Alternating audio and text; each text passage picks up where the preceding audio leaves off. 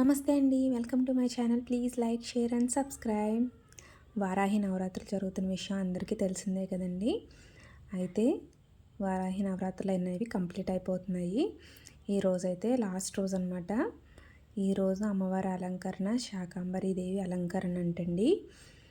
అయితే ఈ వారాహి నవరాత్రులు ఈ ఇయర్ స్పెషల్గా అందరికీ బాగా తెలుస్తుంది.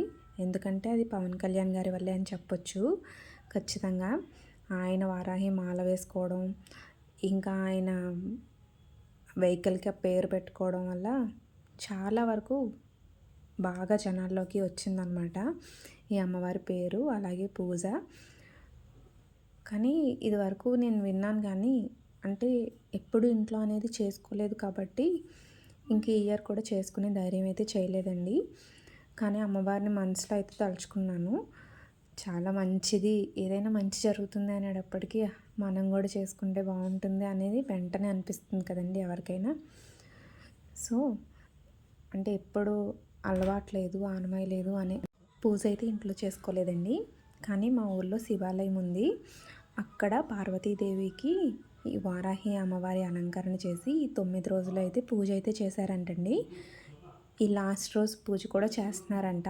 ఈ రోజైతే మంగళవారం కదా, మేము ఆంజనేయ స్వామికి పూజ చేసుకోవడానికైతే ఆ టెంపుల్కి వెళ్తామన్నమాట. అప్పుడు పంతులు గారు చెప్పారు, ఆంజనేయ స్వామికి తమలపాకులు మాల తీసుకొస్తున్నావు కదమ్మా, అలాగే సాయంత్రం అమ్మవారి అలంకరణ చేస్తాము,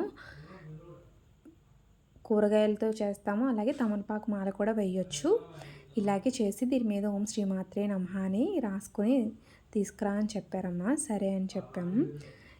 ఇంకా నీ ఇష్టం, ఇంకేం తెచ్చుకున్నా కూరగాయలు ఏవైనా తెచ్చుకోవచ్చు అని చెప్పారు. సరే, అమ్మవారికి నిమ్మకాయలు అంటే మంచి ఇష్టం కదండి దుర్గమ్మకైనా. సరే అని చెప్పి ఇంకా నేను నిమ్మకాయ మాల అయితే తీసుకెళ్దామని ఫిక్స్ అయ్యాను.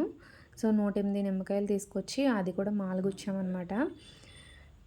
అంటే అది జారిపోతుందన్నమాట, సూది చాలా గట్టిగా గుచ్చాల్సి వచ్చింది.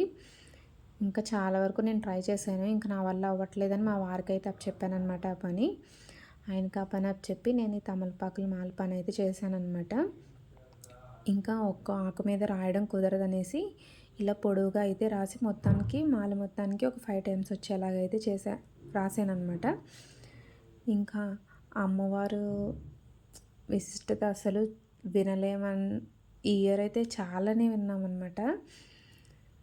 అంటే ఈ వారాహి నవరాత్రులు చేసిన వాళ్ళు చేస్తున్నామని కానీ, మేము ఇలా ఇంట్లో పెట్టుకున్నామని కానీ చెప్పకూడదని కూడా ఒక వీడియోలో విన్నాను నేను. కానీ చాలామంది చెప్పారు, చూపిస్తున్నారు కూడా. ఇంకా యాంకర్ ఉన్నారు కదండి సంతోషి గారు, ఆవిడైతే అమ్మవారు విగ్రహం పాలు తాగడం కూడా పెట్టారనమాట. అస్సలు నేను ఆశ్చర్యపోయాను నిజంగా. చాలా ఆనందంగా కూడా అనిపించింది, అమ్మవారు నిజంగా ఉన్నారు, ఇలా అనుగ్రహించారు అని. ఒక్కసారి కాదు, 2 టైమ్స్ వీడియో అనేది చూపించారనమాట, ఫుల్ వీడియోలో కూడా అమ్మవారు పాలు తాగడం.